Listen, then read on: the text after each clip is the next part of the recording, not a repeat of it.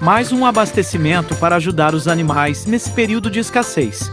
Hoje, mais uma vez, saí carregando esse bujão até um bebedouro que estava seco, pois acabei ficando alguns dias sem ir lá. E ao chegar, é triste a realidade, estava totalmente seco e cheio de sujeira. Certamente os animais devem ter vindo à procura de água e não encontraram. Então dei iniciativa à limpeza.